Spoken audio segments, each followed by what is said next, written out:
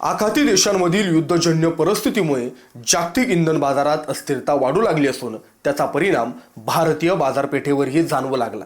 घरगुती गॅसचा पुरवठा सध्या सुरळीत असला तरी व्यावसायिक गॅसचा तुटवडा अनेक ठिकाणी देशात गंभीर होत चालला।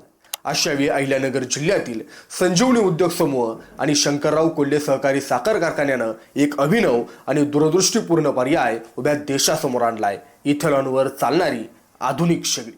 ही केवळ तांत्रिक कल्पना नाही तर आत्मनिर्भर भारताच्या दिशेनं टाकलेलं ठोस पाऊल आहे। पुण्यातील तज्ञ संस्थेच्या सहकार्यानं विकसित करण्यात आलेली इथेनॉल स्टोव प्रणाली आज व्यावसायिक गॅसच्या वाढत्या किमती आणि टंचाईवर प्रभावी उत्तर ठरू शकते। मित्रांनो, कमी खर्च, सुरक्षित वापर आणि स्थानिक उपलब्धता या वैशिष्ट्यांमुळे हा पर्याय खऱ्या अर्थानं संजीवनी ठरण्याची क्षमता ठेवतो। देशाचे पंतप्रधान नरेंद्र मोदी यांच्या आत्मनिर्भर भारत संकल्पनेला बळ देत कोल्हे कारखान्यानं यापूर्वी सीएनजी प्रकल्पातून आपली कार्यक्षमता सिद्ध केली।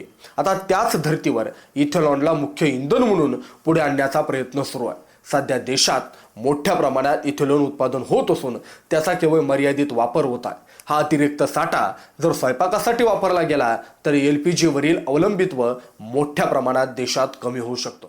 मित्रांनो, विशेष म्हणजे इथेनॉल स्टोव हे केवळ किफायतशीर नाहीत तर सुरक्षित आहे। सिलेंडर स्फोटासारख्या गंभीर अपघातांचा धोका यात अत्यंत कमी आहे। स्थानिक उत्पादनामुळे वाहतूक खर्चात हजारो कोटींची बचत होऊ शकते। तसेच CO2 उत्सर्जन कमी करून पर्यावरण संरक्षणालाही हातभार लागू शकतो। आर्थिक दृष्ट्याही एलपीजी आणि इथेनॉल यांच्यातील खर्चातील फरक अत्यंत कमी असून सर्वसामान्य आणि व्यावसायिक घटकांसाठी हा व्यवहार्य पर्याय आहे।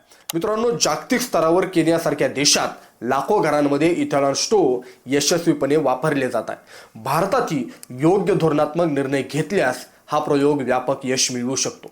सध्या कोल्हे कारखान्यानं हजारो स्टोव तयार ठेवले असून केवळ शासनाच्या मान्यतेची प्रतीक्षा आहे। या संपूर्ण उपक्रमामागे असलेले नेतृत्व म्हणजेच विवेक कोल्हे। आज अनेक युवा नेते क्षुल्लक किंवा भावनिक मुद्द्यांमध्ये अडकलेले दिसतात, तर विवेक कोल्हे यांनी समाजाच्या मूलभूत गरजांवर लक्ष केंद्रित करत प्रत्यक्ष कृतीतून विकासाचा मार्ग निवडलाय। त्यांची दूरदृष्टी केवळ उद्योगापुरती मर्यादित नाही तर देशाच्या ऊर्जा सुरक्षेशी, शेतकऱ्यांच्या उत्पादनाशी आणि सर्वसामान्यांच्या जीवनमानाशी निगडित आहे। विवेक कोल्हे यांचं हे काम अन्नदाता ते ऊर्जादाता या संकल्पनेला नवं बळ देणार आहे। त्यांनी उभा केलेला हा उपक्रम भविष्यात भारताच्या ऊर्जा क्षेत्रात क्रांतिकारी बदल घडवू शकतो। त्यामुळे त्यांच्या या कार्याचं सगळ्या स्तरातून कौतुक होत असून ते केवळ एक उद्योगपती किंवा नेता नसून परिवर्तनाचे शिल्पकार म्हणून सगळ्यांच्या समोर येत आहेत। तुम्हाला या प्रकल्पाविषयी काय वाटतं कमेंट बॉक्समध्ये नक्की कळवा आणि अशाच प्रकारच्या व्हिडिओ पाहण्यासाठी आपल्या चॅनलला सबस्क्राईब करा ही विनंती। धन्यवाद।